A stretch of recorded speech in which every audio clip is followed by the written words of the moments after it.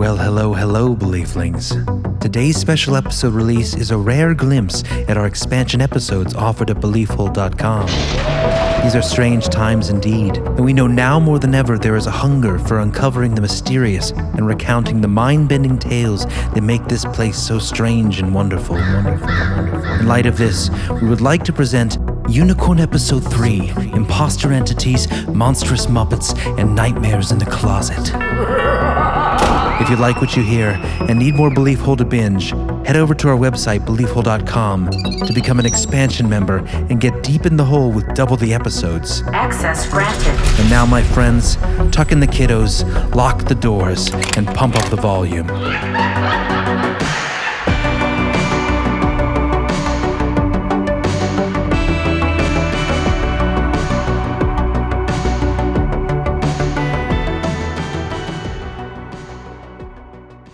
Hi-ho, Kermit the Frog here. I'm a Muppet, baby. I'm a Muppet girl. I will play with you. Muppet out. Muppet out. Muppet out. This should be pitch shifted. Muppet out. 1, 2, 3. What? Nothing? All right, that's all we need. That was wonderful. Hi. Muppets. In the closet. I can't imagine too many more things creepier than Grover coming out of the closet. This is your old friend Grover. Into your room. Yeah. To terrorize you. Yes. And if it sounds familiar, it's because we discussed this on our Boogeyman episode, remember? We did the Big Bird story with the chapstick. Have some chapstick. It'll make you feel good. It's so creepy. Like the thought, I mean, what makes that so creepy? If that's real, if that happened, it reminds me of like It. Mm-hmm. You know? Like Well, it's just, putting on the mask. Yeah, I think we had this exact conversation before. Oh, we yeah, should set we this did. up a little bit. but just the thought of, Something coming out of your closet and pretending Yeah. to be something. yeah, go ahead and set it up. I guess it really could have been Big Bird, though.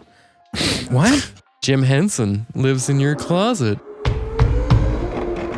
Oh, that's creepy to imagine, like Jim Henson just wearing like a dilapidated old Big Bird suit. In some other reality, they kicked him out. He had murdered some people, and so he just had this old suit that he would wear occasionally, and he knew that could get him in the door or out of the closet. It's weird that you say that, because I do have a story coming up with Big Bird, and today we're going to be covering Monstrous Muppets and screen memories and interdimensional parasites. So what is a screen memory again, Chris? A screen memory, so it depends on who you're talking to. The initial idea of the screen memory actually came from Freud. The concept is that when you're young, if something disturbing happens to you, your mind tries to find something that can replace the genuine horrifying experience with something palatable that can kind of relate to it and cover it up. So, screen memory is a distorted memory generally of a visual rather than verbal nature deriving from childhood. The term was coined by Sigmund Freud, and the concept was the subject of his 1899 paper, quote, Screen Memories. The construction of the screen memory turns on the balance between memory and denial.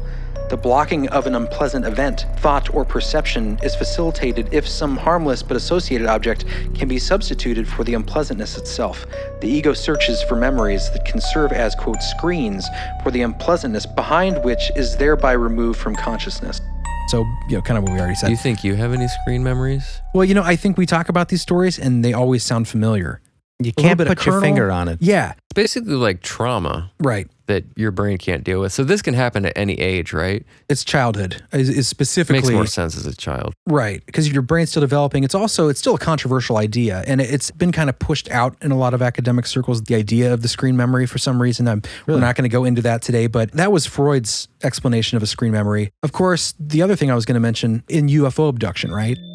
When they talk about UFO abduction and experiences abductees have, there's sort of an allusion to the idea that is the screen memory possibly something that's an intentional process that's done to the abductee. Right. So maybe not even that they're doing it, but, and that would be in an adult form. Yeah, something so traumatic that they have to replace it. Right. So the entity or the power behind the abduction experience can trigger the mechanism that you might naturally have to create a screen memory in order to obfuscate their true reality of who That's they are. one of the theories. I wonder how this plays into MK Ultra. I was just thinking that. This seems like this would easily have inspired that process. Like we can basically program someone and then hide what we've done with using screen memories and then use that as a trigger with the not Alice in Wonderland, Wizard of Oz. A lot of these different famous scenarios and imageries that they've used for MKUltra screens. And it's funny, Alice in Wonderland, because that'll come into play with one of these stories. And also, Alice in Wonderland, Lewis Carroll. The writer, right? Yeah, and I'll talk a little bit about that later on, because it's really interesting how he viewed reality, because he did view it in these sort of layers of reality. And one of the layers was the state between sleep and wakefulness that he believed was just as real as this reality and the things that you would sort of see. And that's how he wrote a lot of his Alice in Wonderland and Jabberwocky. But he would get a lot of these ideas in that in-between state.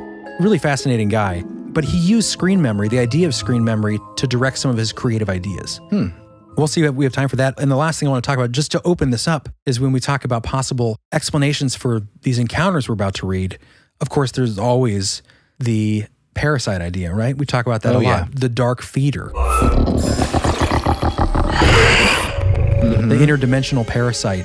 What are these things? And I really hope we have time to get to it. There's a really interesting breakdown into the concept of parasites by Paul Eno in his book, Dancing Past the Graveyard. Great book. And really fascinating. If we don't have time on this episode, we'll definitely be doing a full episode on his book. But he goes in depth on his theory of parasites through years of interactions with these entities, even working with Ed and Lorraine Warren. He was a theology student at the time. So it was really some fascinating stuff there. He believes that a lot of what we think are demonic spirits or people that have died, often the case, it's entities that are living in between worlds, but they're feeding on people and their energies and will even pretend to be demonic spirits if it gives the person more fear, thus giving them more food. Interesting stuff. We'll see when we get to that. But it's interesting because that kind of connects with the next expansion we're going to be doing over the break here, which is going to be about alien races.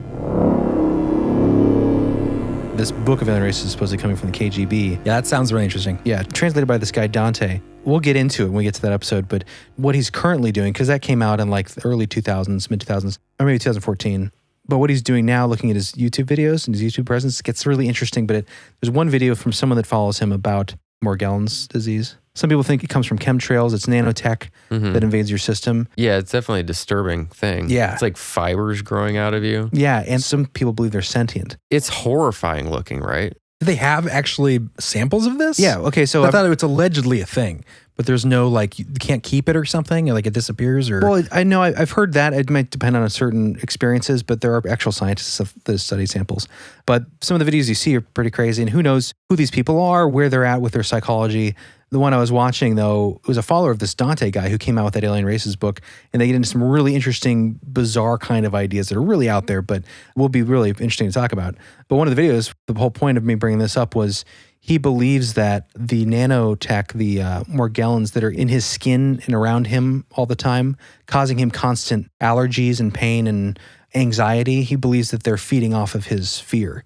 And so when he talks about him, you know, like some videos he's played, I don't know if he does this intentionally, but he's playing like kind of upbeat female acoustic indie music. I don't know, because it scares him less, but then you're seeing what he's seeing under a microscope. And I mean, it looks very creepy, but you don't really know what you're looking at. Right. You know, it could be tangles of lint that just happens to look, you know, everything looks like a demonic face when you see patterns in the world, which actually I have an interesting theory about that. Oh, he has to look at it through a microscope? That's how small the Morgellons is. Yeah, it is a little less. It's hard to know. That's all Morgellons cases? I mean, I think some you can see with the naked eye, but it's still so small to know what it is. You really need, I think, a microscopic zoom. No, I guess I thought that there were more cases where there was like big chunks of fibers coming out. I don't think, people. I mean, I think that's the thing about Morgellons is that there aren't any samples, at least, that remain that you can study. No, I don't think that's true. I do think that people have studied it, and they determined that it's not any known polymer, or it's definitely not a natural substance, but they don't know where it came from. Like wires. Yeah, and sometimes it's like almost, metallic, or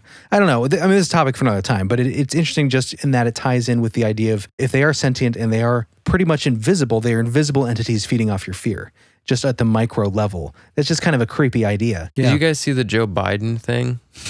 It was a video where like it was something in his sleeve. You were talking about that. It was like during the debates. That's right. It was like a little creature came out of like his a little sleeve. like scorpion arm. Did you see it though? I think you showed it to me. It's weird. I mean, obviously, you know. Could have been like a bracelet. No, it was definitely interdimensional parasite. No. It was either fake or it was an alien. Yeah. I mean, I see what you're saying. It's one of those videos too where you're like... It wasn't like a natural watch or... Right. It was a very unnatural looking thing to be happening it's inside like of a his little sleeve. scorpion arm A creature. scorpion arm. Come on, man. Yeah. But anyways, we'll get to more of that in the next episode. Chris, I didn't mean to interrupt you too much. But, Sorry. But yeah, How dare you. It's interesting stuff. But it ties right into I came up with this theory the other day. I was taking a shower. And I don't know if you guys ever noticed this, but if you ever pay attention to the patterns around you or the indiscriminate non-patterns, but just like textures of the floor or the ceiling, you know how you always see like eyes or a face? Yeah. There's like at mom and dad's shower upstairs, there's like a wolf in the wall that I always see. Upstairs? Yeah, the upstairs bathroom. Print. Anyways, prints and stuff that are random, pareidolia, you'll see faces, right? Right. That's the idea. But I noticed that, I don't know if you guys out there listening experience this, it's like 95% of the time scary, dark looking just thinking faces. that. I don't see a lot of like dudes smiling back at me like, hey, hope your day's going well. It's like a happy little elf. It's always like an ogre or a malevolent, misshapen creature. I thought that too, but then I wonder, like, is that my mind state? Is it because I'm anxious No. or... Well, and this is what I think. I think that maybe we talk about these entities that live just beyond us, feeding off fear. What if they have enough ability, enough like resonant energy to manipulate the material that when someone's plastering a wall... That's a ridiculous theory. No, let me finish. When they're, painting or plastering and things are just drying, that not necessarily they're intentionally like, I'm going to make a scary face. Not that. I'm just saying maybe their very existence there is manifested in the material in these very subtle, easy to manipulate, just the way that paint dries. Or Well, the it way, makes you know sense. What I mean? You would want- It's how I think that's the truth. If you were one of these entities and this was kind of your home base, this person's apartment, then when they're doing the wall, you definitely would want to influence that to have scary faces. right? I mean, I'm not saying it's intentional. I'm saying, what if these things are It's a stretch. malevolent and they are just beyond this realm? It may be an imprint, a psychic echo. I mean, It's real. I could see that happening in like haunted places, but just everywhere all the time. Yeah, I know. There would have to be a lot of them. Well, there is a lot. Mm-hmm. There's a lot. They talk about the... What are you doing? You're looking at the ceiling. Look at for your son to see if faces? I could find the negative faces that might give something food. if any of you guys see that, take a picture That and looks send like a it in vagina. of what you see. What? It does. That's some pareidolia. Where's my mind? Where is my mind? Anyway, let's get back to Muppets. Coming out of the closet. Sorry. So did you really set up this episode, what it is about, generally? They did say we're going to talk about monstrous Muppets coming to torment children. Are they screen memories? Are they interdimensional parasites? That is weird, though. I mean, in the context of screen memories, thinking about Muppets, that kind of makes sense. Yeah. Well, and also like the idea of the trickster sort of interdimensional entity that wants to feed on fear. Right. What I wanted to do is kind of discuss that. We just brought these ideas up because I want to go into these stories and I want people to listen to the stories and kind of think, if this person had a real experience and if this isn't some reinterpretation of a dream that someone had as a child, if you think that there's legitimacy to this as being a real experience, what category do you think this might fall in? Right. What might this actually be? Right. So do we want to start with some stories? Yeah, I just wanted to say one of the reasons we want to talk about this is because we've come across enough of this in the researching of the strange and unusual and whatever kind of entity research we're doing. This seems to be some kind of pattern. There's enough of this out there, the screen memory. Oh, yeah, absolutely. The characters that kids see coming out of their closet, even adults at times, there are things using these forms. And it's enough for it to be, I think, a topic that should have more attention. Yeah, I will say real quickly that a long time ago, the beginning of season 2, episode 4, we did Barricading the Boogeyman in Spirit Architecture. And in that episode, we did the now infamous Big Bird story with the chapstick. I remember looking at this and finding that there were other stories related to the Muppet phenomenon, right? The coming out of the closet. Yeah. The boogeyman taking form, whatever the spirit is, taking the form of something a child would recognize. And I thought, what fascinating, specifically the Muppet. I wanted to find more of those stories. I didn't expect there to be as many as we've found for this episode, but definitely check out that episode for a little like kind of background. Can we to play this. that? Yeah, we will when we get to the Big Bird section. I'd like to revisit that. Do we want to start with some tales from the closet? Let's do it. So this first story originally came from a caller on the Jamie Havocan show. And then Beyond Creepy did a YouTube video of it, and the Phantoms and Monsters collected that from there. But the original phone call, we tried hard to find it because I wanted to hear the woman's voice as she told this experience, but you couldn't find it. Yeah, I tried very hard. I even went back on archive.org. Whatever it was, the audio files are no longer available for those episodes, so I Right. couldn't find the original. I mean, like Coast to Coast, his show was like a live radio show. He had call-ins. So yeah, once the backup on Libsyn's gone or whatever distribution platform, then I guess it's just gone. But we do have the transcription, so We can retell. we can retell it. All right, you ready? Go for it.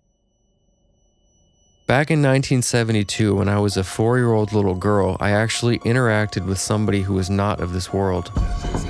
I know it sounds crazy, but I was a little girl. I was at a friend's house and her mother was watching us, and we were in her playroom in Huntington, Indiana.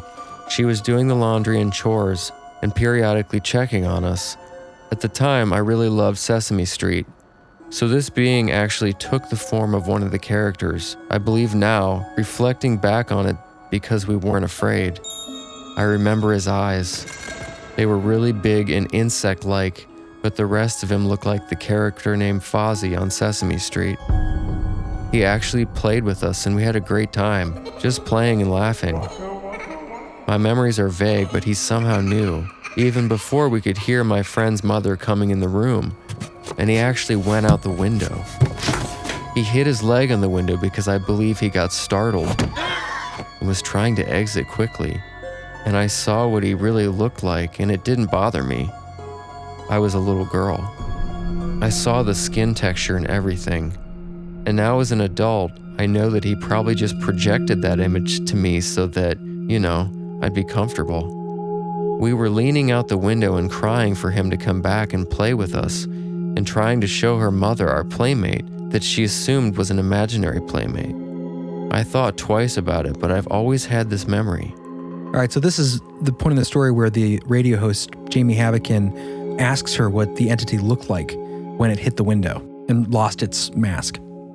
The best way I can describe it, and this is going to sound morbid, but back in the 70s, we had an afternoon program, and we had a pet snake, and they would feed the snake, the mouse, and we would all gather around and we would all watch the event. I remember thinking, wow, that reminded me of a mouse. Not the body part, but the skin was like this creamy white texture with pink. And when he hit his leg, he let out a scream because I think he hurt himself. But he moved so fast, my eyes just happened to be in the right direction because I saw his foot and it was bent. But just the texture and also wanting him to come back and play. It was not a bad experience whatsoever. It was just laughing and playing, and I had no idea how much time lapsed, but I do remember thinking, how did he know that Mary was coming? Now as an adult reflecting on it, how did he know? That's what you're thinking? How did he know? Mary? What about what the fuck was that thing? Anyways, I remember him watching from the bushes, but he did not come back in. That I can remember. Freaky. Yeah. Ugh. I often wonder if he's still around just watching. I can't tell anybody, or they'll put me in a straitjacket, or they'll say, you must have been dreaming. They'll say you were so young, maybe your mom put you in front of a television. Maybe it's something you saw on TV. No, I remember. I remember laughing and seeing those eyes. I ran up to him, like right up, because when you're a kid, you're like, hi, what's your name? Do you want to play? Looking back on it now, thinking about how he somehow could tell through our memories that I watched Sesame Street, and so he took on that image. But the only thing that did not fit was the eyes. Still, I was not scared. I just went right up to him, So then that's when Jamie Havokin asks her to describe the eyes more in detail. Black and large, like an insect. Large. Very, very large. But the intentions I got from him was complete love and wonderful feelings. Yeah, that's what they do. I felt like, oh wow, because you're little, you're not judging somebody on the color of their skin, or if they're a giant rat, or how tall, thin, or fat, or any of the other stuff. You're just judging somebody on how they make you feel, and if they're friendly. Man, that's creepy. Yeah. I mean, like the fact that it made her feel good, but Yeah. Ooh, that's weird. Just That'll make you feel good. Yeah, the Big Bird story. Have some chat. it's just the way that she describes the eyes is creepy too. Well, and I think anytime you have something that is pretending to look like something else, you automatically have a sense of some nefarious deception going on, I mean, it doesn't seem like it did anything nefarious. No, at least not that she recalled. And Right. a lot of these stories, you have this sort of encounter where something, that fascinating aspect of like, Everything looked right except the eyes. There's always something that can't get Eyes right. are the wind of the soul. Yeah, there's a thing to that, isn't there? Yeah, there is a concept about these sorts of entities that take the shape of something else and how like there's always a little something that's off. Like they can't get it completely right. We did talk about that, John. Like you said, the windows to the soul. That was something we mentioned before. Like maybe the idea that because your eyes is where your consciousness really shines through, literally, like your soul, they can't mimic that.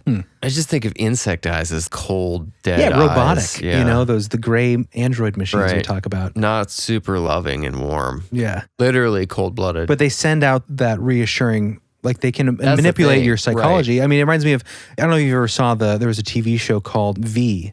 It was remade a couple times. The thing that the alien species that were imposter entities, like we're talking about now, pretended to be like human looking, they would give people bliss. Right. They would make them feel good, right? And it became like that was the nectar that people became addicted to. But it reminds me of that. Like even though they're freaky looking, bug-eyed mantis Is there men, like an animal where it does that, where it kind of like, calms you. I'm just saying like in the natural world where it seduces some other animal and like it tricks them into, Well, of course, the Venus flytrap. right. Which interestingly, did you guys know this? I was reading in John Keel's book the other day about this. If we do an episode on plants, communication plants or plants being from other worlds, that kind of idea, apparently the Venus flytrap, when this book was written, only grew in one place in the world. In a meteor crater in North Carolina. Oh, really? What? Yeah. Alien What, plants. that's how it started? That's the only place you could find them naturally. I wonder if that still stands up today. Because I think that, or you were reading it in Strange Creatures of Time and Space? Yeah, by John Keel. An older book. Yeah. So what, people took them out and like spread them around? Yeah, you could, So it regrow started them. in a meteor crater? If that's true, that's pretty insane. Yeah, I mean, because that would obviously point to like, oh, this came from Definitely want to look into space. that more. Right. That'd be pretty cool if it was. Yeah. But there's a lot of things on this planet that seem otherworldly. There's another plant that it'll mimic an anus and it'll send out the smell of a fart so that flies will come and land on it and go into this butthole. I think it's decaying. And then it'll eat them. Okay. You are smiling an awful lot. You're telling that. He's like, in the butthole. excited. It's so silly. There's It is very a silly. dead body plant. It's Oh, fascinating. yeah. It's huge. It's like, feed me. What, like it eats you? Like it eats No, it's flies? like or- It smells like decay. This beautiful. Oh, it looks like the Feed Me Seymour plant? Yeah. Oh, okay. It's this monstrous tropical plant. Yeah. It looks beautiful, but it smells like death. Decaying flesh. Yeah. What is the point of that? I don't know. To get the sort of insects that go after, I mean, think of how Oh, many to help to insects pollinate. feed I on. think no, it's they a can eat it. carnivorous Yeah, it's carnivorous. plant. They want to eat the Okay. flies that would be feeding on a dead animal on the side of the road. What is that thing called? I want to see that. Carrion flowers, also known I as think it's a corpse flower. There you go. or stinking flowers, are flowers that emit an odor that smells like rotting flesh. Carrion flowers attract mostly scavenging flies and beetles as pollinators. It looks like something out of Beetlejuice. Does it say to feed on them or for pollination? This says for pollination. Yeah. That is such a weird So it's not a looking plant. carnivorous plant. It's huge too. It doesn't look like a Beetlejuice thing. Beetlejuice. Yeah, do like you the mean? sculptures in Beetlejuice. Yeah. Oh, they have like spines kind of. Well, it's got like this giant rod coming God, out it of the looks top of this so giant weird, flower. man. Guys, we'll have this in the show notes. That is strange, man. So is it like legit size of a corpse? It's pretty big, yeah. I mean, it's twice the size of this family, although they are very short. This one, John. This is the Fascinating. Helicodiceros, is a plant that mimics the anus of a dead animal or person. Oh God. It even looks kind of like it. mimics it of a dead person. It says mimics the anus of a dead animal in order to attract flies for pollination. I guess that's one of the hot spots for flies is the anus of a dead thing. Hot spot. So if flies had like a club to go to, it'd be called like the anus or something. Come on down to the dead anus. That's wild. Oh, should we get back to it? Okay. Yeah. I would love to do an episode on that. More bizarre. We did kind of the bizarre animal stuff recently. Fun to do a bizarre world of That plants. plant is just crazy looking though. Plus, plant communication is fascinating. I really want to get into that. I had an experience recently that reminded me to tell that story. You were talked to by a plant? Yes, I was in my dream. Ooh. We'll save that for that Screen episode. memory. Okay, so getting back to imposter entities, right? There is something to this imposter entity thing. Absolutely.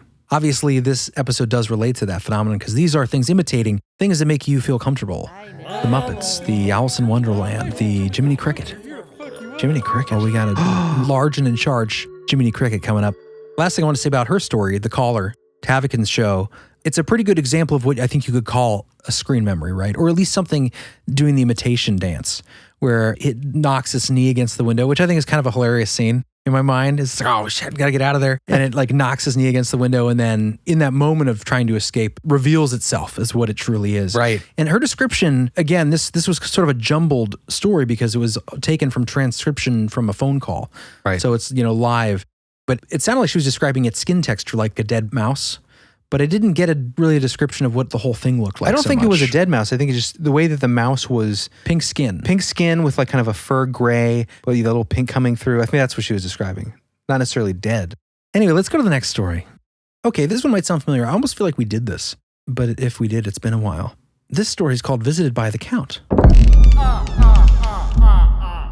It comes from Phantoms and Monsters, who got it from Beyond Creepy. Okay, so someone actually writing and saying this is what happened to me. Right, and a lot of these stories are like there was the famous account of this Sesame Street character, and then a lot of people heard the story and it's like, you'll never believe I had the similar story. I never thought anybody would have an experience like this. I've been waiting years for someone to mention it. And this one I think is extremely fascinating because there's a lot of elements that come into play in different stories.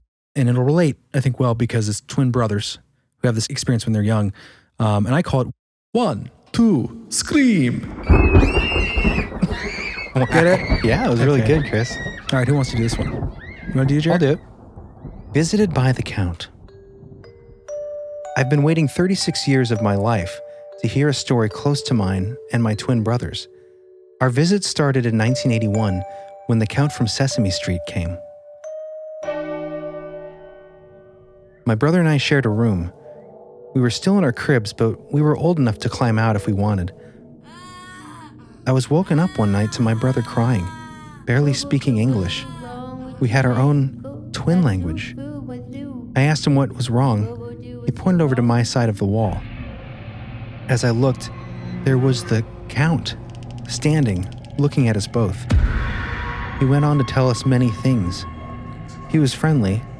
I know he was telling us not to be afraid and giving us information about our futures. No matter how comfortable he was trying to make us feel, though, my twin was not having it. He was afraid of it. Being the stronger twin all my life, and with no fear, I was worried more for my brother. I climbed out of my crib to go get help. As I went to flick the bedroom light on, I startled this entity. It ran towards the wall, turning into its true form, a gray. Then it morphed into a black blob and left underneath the dresser. Many events happened in this story going forward, but that would be too long to write. In the end, this wasn't talked about until we were around 10 years old. I asked my brother, was it a dream or was it real? Remember it? My brother looked at me in shock and said, yes, I remember it well, as if it was yesterday. I know for us, this has led to many years of events for us. We have been waiting, searching for someone that had an experience like ours. I felt like I knew this entity like it was family to me. I feel we will meet again in the future. And that comes from Hollow Eyes National Hockey League. What? It's the name of the guy's channel who was the commenter on this. Hollow Eyes YouTube NHL. channel. Oh, okay. Yeah. It might not stand for National Hockey League, just similar acronym. Weird. Yeah. It is weird because I resonate, obviously, because he's 36 at the time, 36 now, and the twin language thing, you know? It's so weird. So many of these stories have twins involved in it, which is interesting.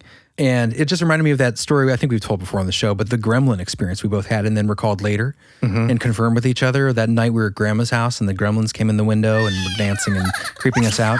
Oh, yeah. The shared dream we had. Yeah. And I remember telling you about it years later and you're like, yeah, I remember that. But it's just weird. It's that same sort of confirmation of some sort of potentially screen memory of something. And again, that ties right into the previous story. It's something that's taken on the form of something you know, but again, loses its mask, loses its facade in an effort to try to escape. Right. It's interesting. Definitely a common pattern. But yeah, really interesting story. I mean, you know, these are comments posted on YouTube, so you take them with a grain of salt, but fascinating some of the connections, the patterns, and we find these in different places. Right. And again, these stories sound familiar to me. And it's probably to a lot of our listeners out there.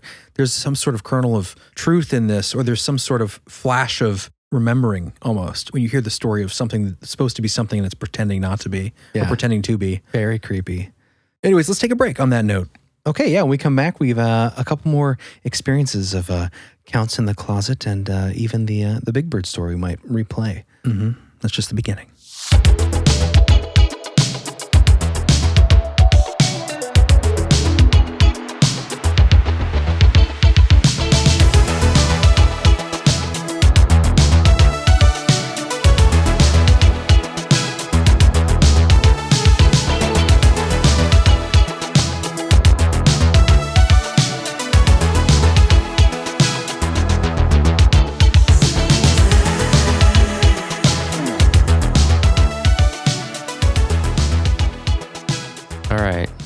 We're back. Yay! It's going to be back.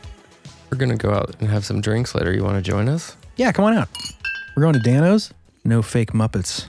No imposters allowed. No screen memories at Dano's. Actually, there might be screen memories depending on how much I drink tonight. All right, so before the break, we talked about the count in the closet. Yeah. We've got some corroboration here from another fella. What? This comes from Stephen and Anita Smith. Wait, so you're telling me that the Count he's like an active figure here? Like, it wasn't just a one-off story? There's more. Okay. I mean, who knows if it's probably not the same entity, but it seems like It's commonly used shell that they use. What if they do that? What if it's like you can rent a costume to come into this world, like a shadow? like you get to be this persona. Mm-hmm. And it's like you have to have it cleaned. What if they like get it back? And, like you can see like the stain from Jimmy's room or something. The adrenochrome goo. Okay, yeah, that's really gross. Okay, so here we go. Well, I never thought I would hear another story about the Count from Sesame Street in my entire life. I had a similar experience when I was 5, though he wasn't telling me nice things as far as I remember. This was in the 80s, and to this day, it is still the scariest moment of my life. I have literally never told a single person about this. When people bring up Sesame Street, I always tell them I never watched it because I thought it was stupid. But the real reason was because of this incident when I was about 5 that I had with the Count. He came out of my closet. I don't remember too many details except for screaming and crying and the sheer terror of it. I did not own any Sesame Street toys or any toys that even remotely looked like that. And that came from Stephen and Anita Smith. Weird. Yeah. So it just freed himself of his closet and just came out. Came What out. happened? We don't know. He doesn't remember much after that. Maybe he blacked out. I mean, who knows? Maybe he counted too high. But it is weird. There seems to be a lot of people who have stories like this who just assume that no one's had an experience like this, so they never tell anybody. Right. And then they hear someone. Well, somebody does a one-off YouTube video, and all of a sudden you get this flood of people. And obviously this could be, the explanation of whether it's a nightmare or maybe a screen memory, but As a child, yeah. you're using something that's familiar in your mind. This seems like the range is typically, 3, 4, 5 years old for most of these accounts. So who knows how your brain's processing stuff, but in our strange world, definitely seems to be a possibility.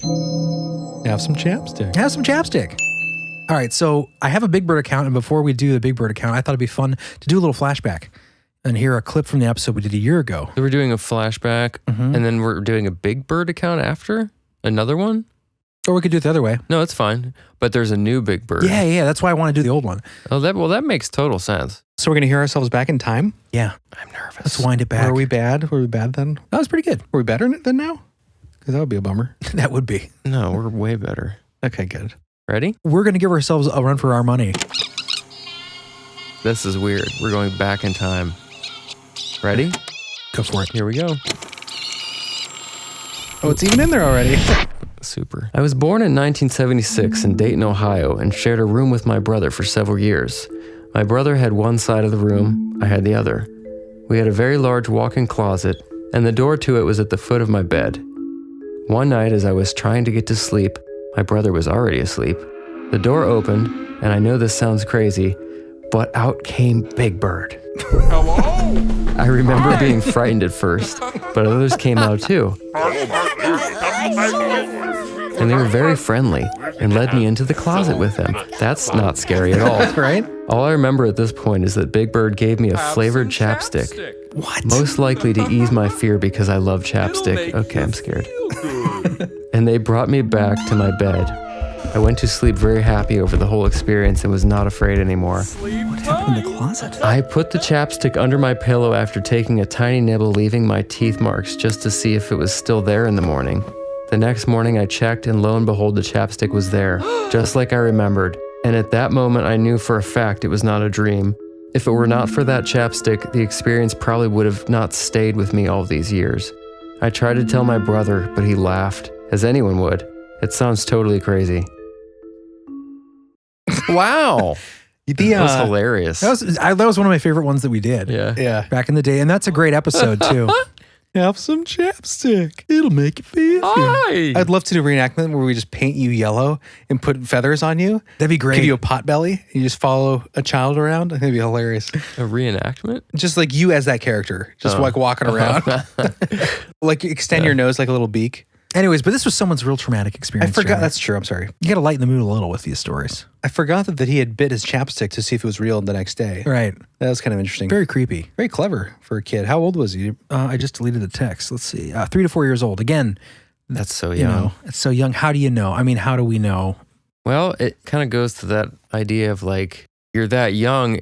Does it allow the portal to be opened wider in a way? Right. To be seen. Yeah. And then to have a reaction. Right. So, I mean, if it's not imagination, which it could be, obviously, I do think that children haven't had the veil pulled down as much. Right. And they have access to things that hardened adults don't always. Yeah, I definitely believe that. Their hearts and minds have been calloused by society and time. Taxes. Big Bird.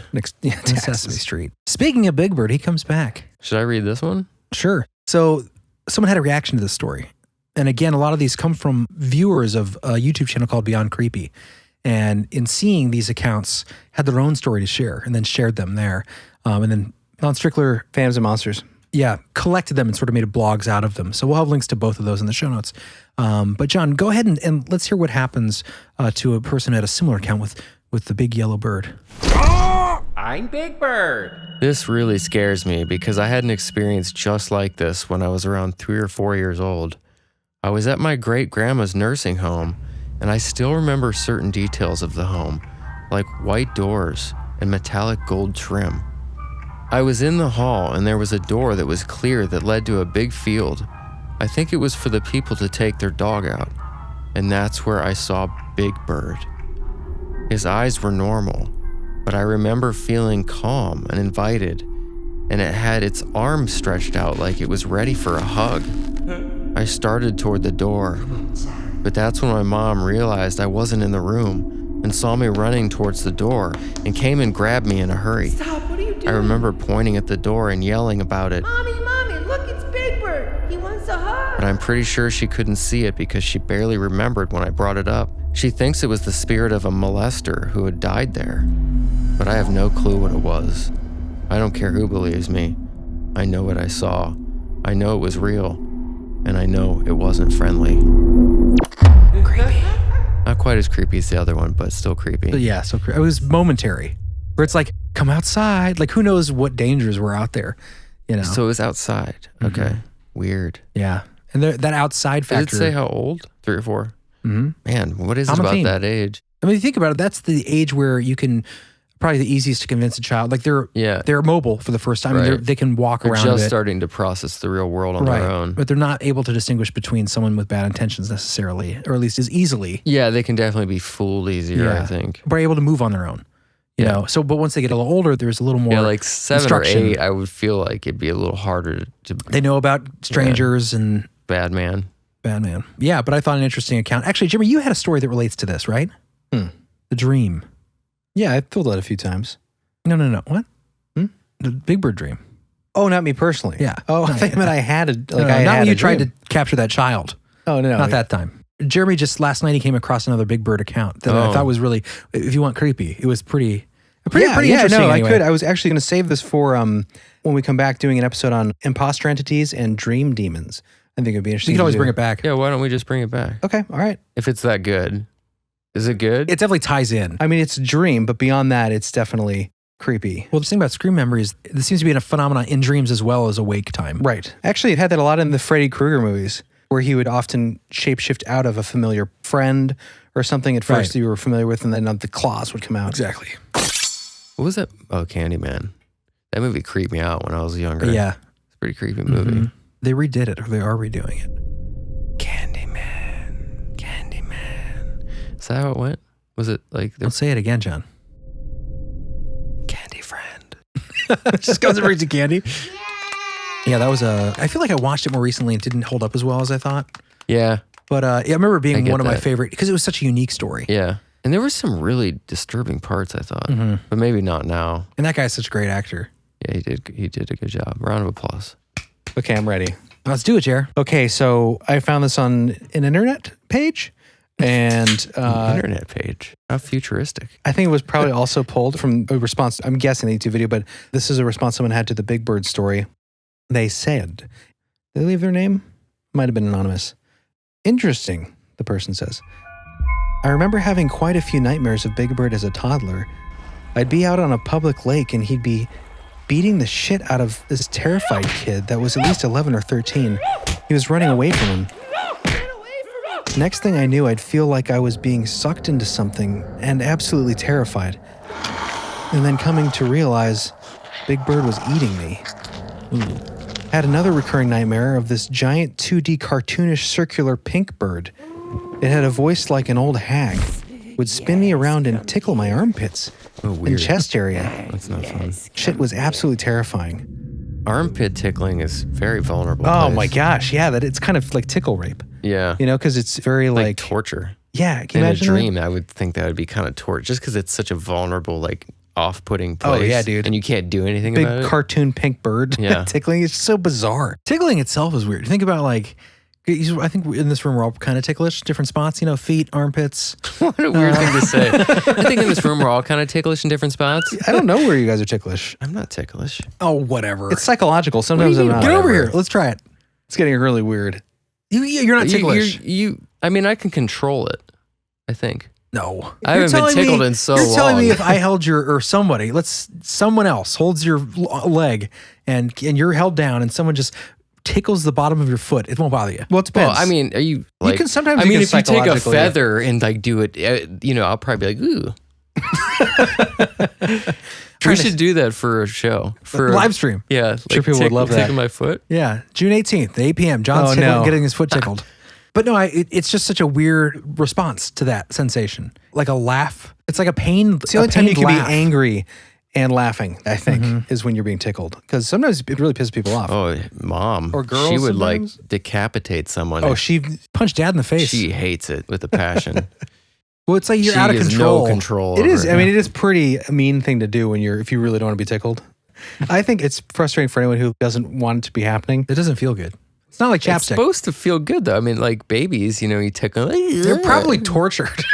No, They only know how to You just smile. think they're having a good time because they're laughing. 'cause They that's would be what you do. like, they'd be sad. They would be like, you're obviously irritated, and they No, just you're right. giggle. You know, it might be the control thing. You're right. It might be that like we want to do what we want right now Yeah. with our bodies and our lives, and we've got these plans. And someone tickles you, and it throws everything out the window. You're like, no, I'm frustrated by that. It may You just let go Yeah, and laugh. right, exactly. I mean, I think that it's definitely part of it. It may not be everything, but like, it doesn't hurt. It's just uncomfortable in a weird way. I think this episode should be titled like Muppet Monsters and Conversations on Tickle Theory.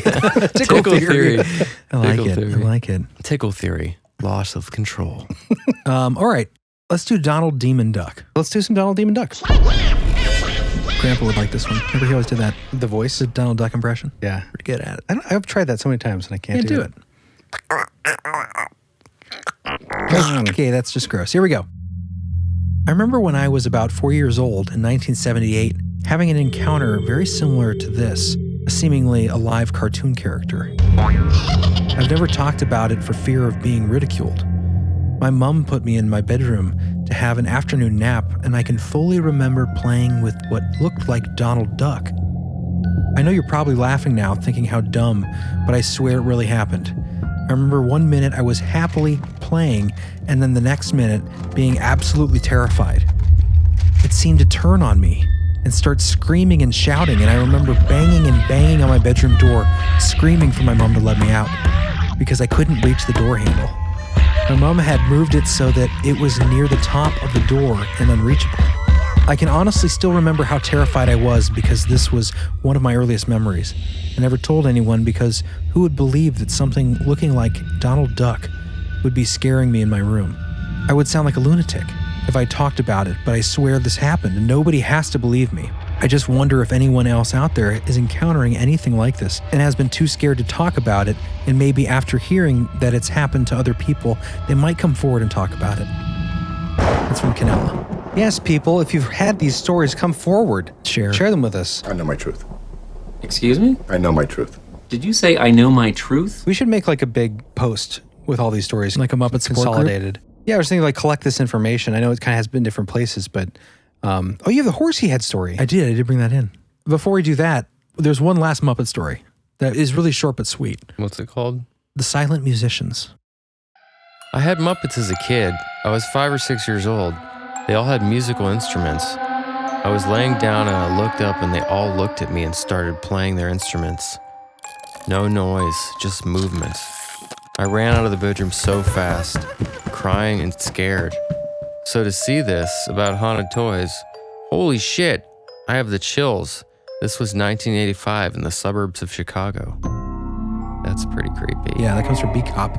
So that's not quite the same thing as like a manifesting Muppet monster creature from the closet. It's enough. But it's toys coming alive, tied together. And just another kind of creepy story. The idea of like seeing them and they're just like, Yeah. Just moving I mean, around, they're supposed to silent. be making noise too, right? yeah, but he's not hearing the music. That's what I mean. Yeah. And they all just look at him? Fake playing their instruments. That's kind of creepier that you don't hear anything. Oh, like, yeah, it's I can super imagine creepy. hearing the creaking of the trumpet, but not When actually they're hearing the supposed sound. to be making noise and they're not. Oh, yeah. It's But weak. the additional creepy aspect would be, are they even mechanical toys? Can they move, or are they just, Well, they have to be. says they all had musical instruments. I mean, it could have just been like, Well, I'm picturing like stuffed animal type Muppets. Think about, let's see, Muppet Band. Boys, the 80s. oh yeah, because the animal was on the drums, right? Right. It's like a band we used to play with. That one drummer. He was like Animal on the drums. Except drunk. Who is that again? That's Animal. Animal. Oh, Calling for the Nanny? That's Muppet Yeah. Babies, right? That's what we watched. And then the mom came in and she was all like, Was that Charlie Brown? Well, yeah. Same I with think it was Muppet. both. yeah. No, you just never saw her face. Oh, She really? spoke English, yeah.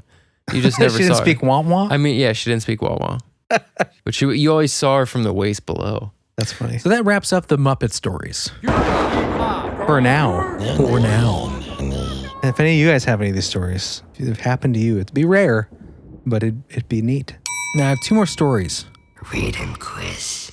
One is Alice in Wonderland and the Masonic Night.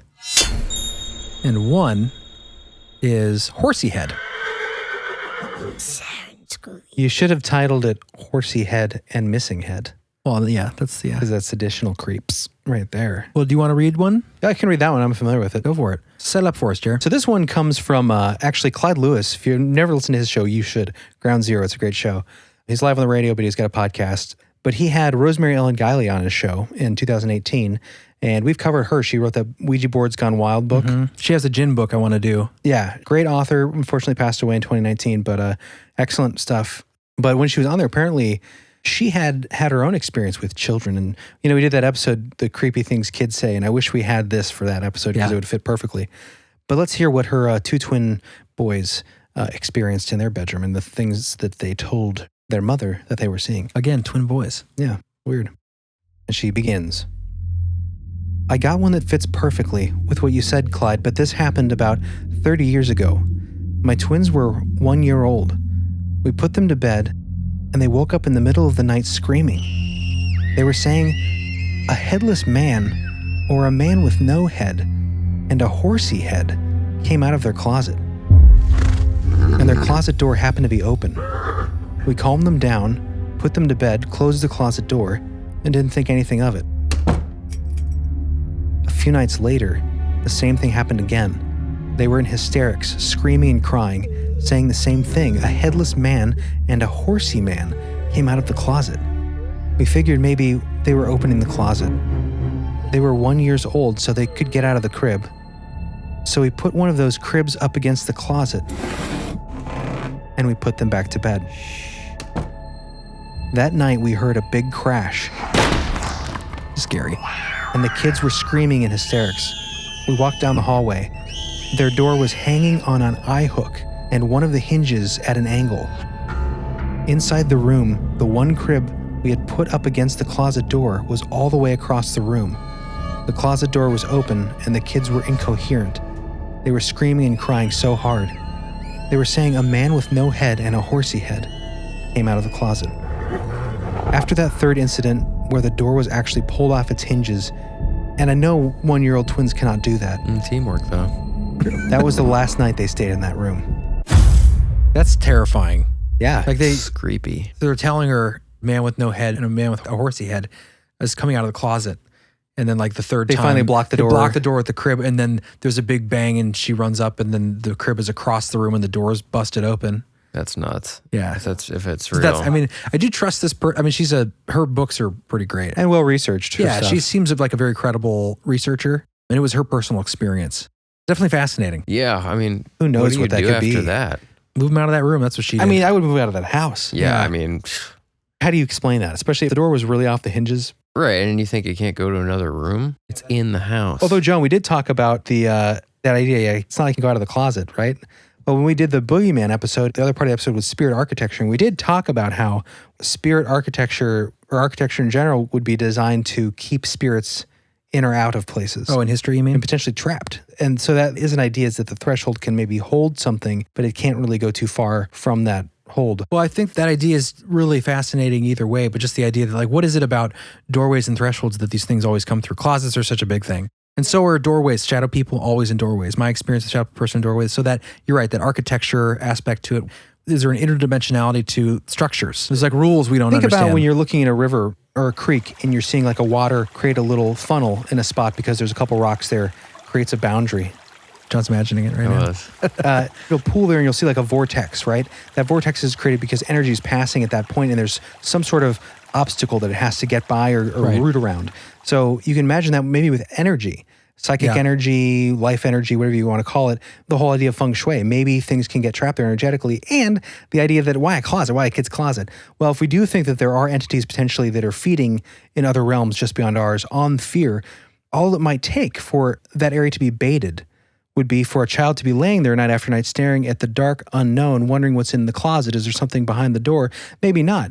But their energy constantly thinking about what's back there, Yeah. and just maybe nervousness about the unknown creates an opportunity for something to come through, you know? It's so funny because that's Science. There's a lot of that in this book, which I probably won't have time to get into today, but it's so fascinating because he gets into all these concepts involving the multiverse and feeding on fear. This is by Paul Eno, Dancing Past the Graveyard. Really incredible. It's Poltergeist, Parasites, Parallel Worlds, and God. And he goes into details about his experience working with the clergy, investigating demonic possession, poltergeist activity, Ed and Lorraine Warren, all this stuff. But he talks a lot about what gets missed in these experiences often. The idea of the multiverse, the idea of these interdimensional fear feeders. And he talks Fear eaters. And he talks about one of them specifically, reminds me of what we're talking about right now. There is a low level parasitic entity from his experience, seems to be some sort of like plasma based thing, but it can travel interdimensionally through electronic energies.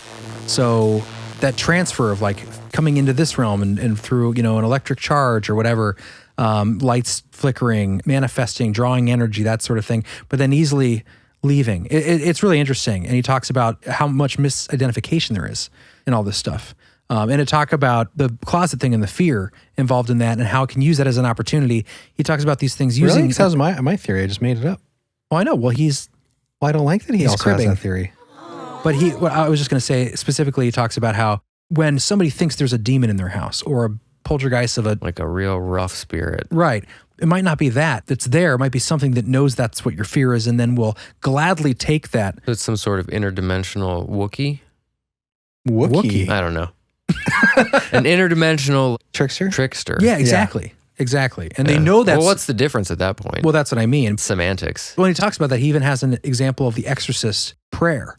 And then he talks about how all of these things that prayer mentions is identical to how you would describe one of these ancient parasite things. It's really fascinating. We'll have to do an episode on this for sure coming back. We talk about that idea all the time. Right. It just, I just have a very deep feeling that those entities exist on some level. Yeah.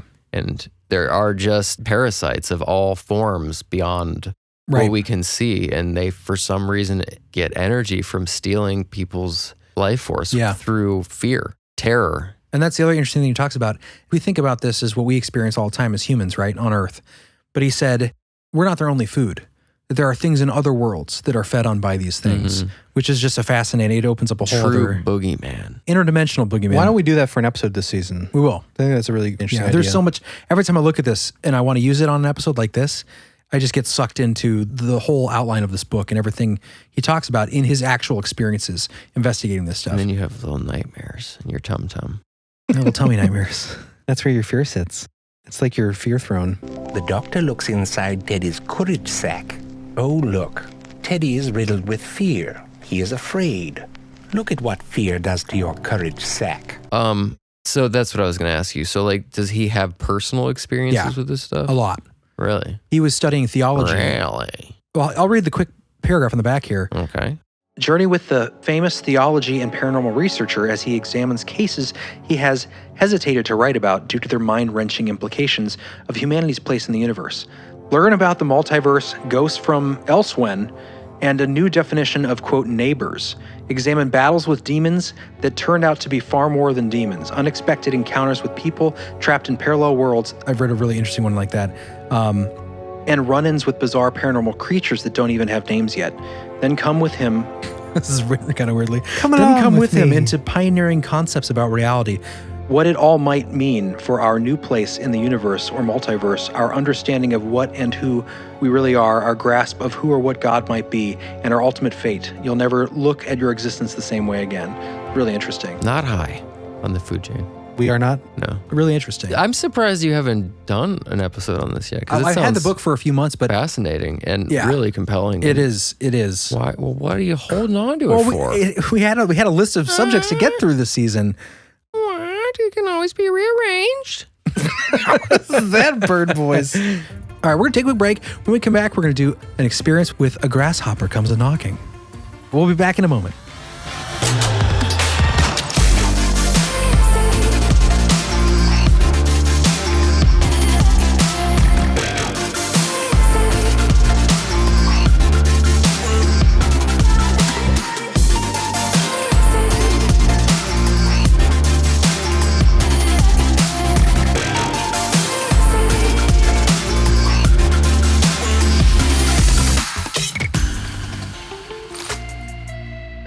We're back.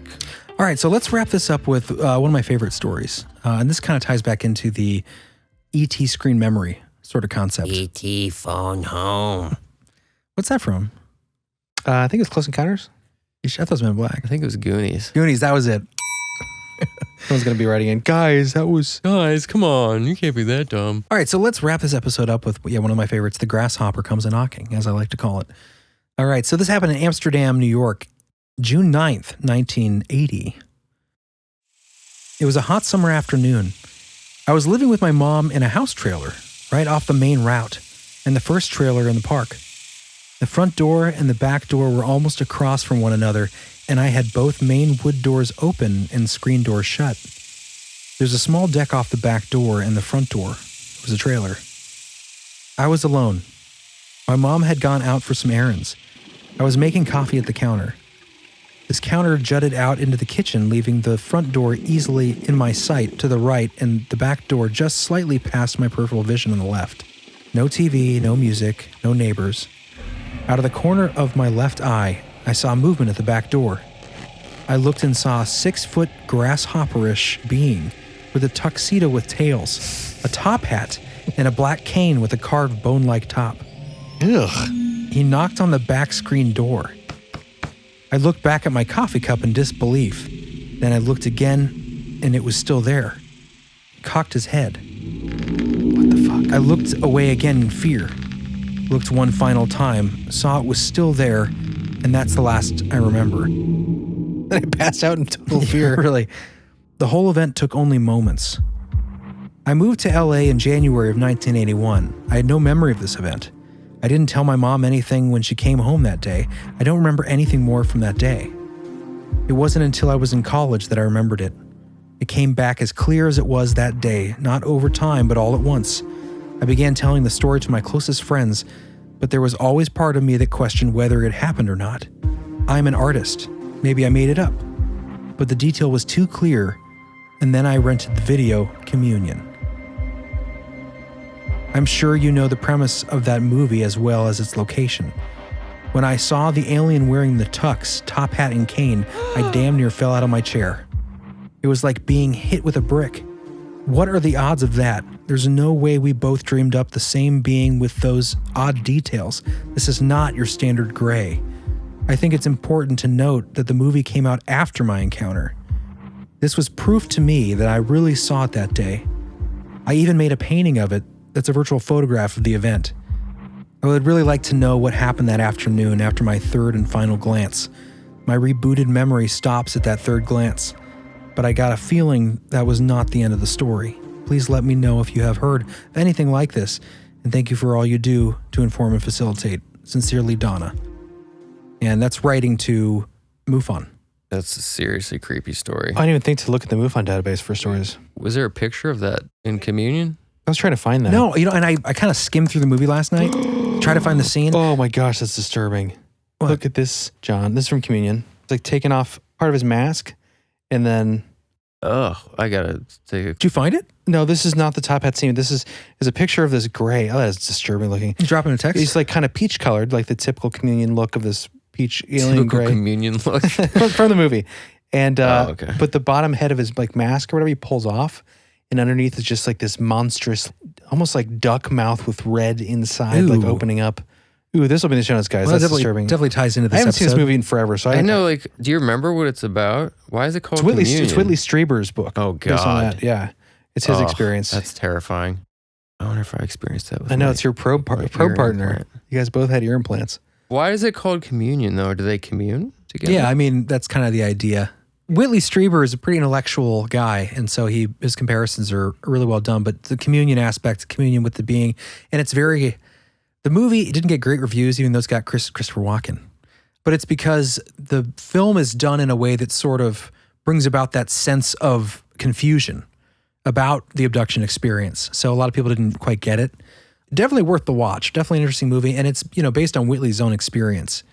What is underneath that thing?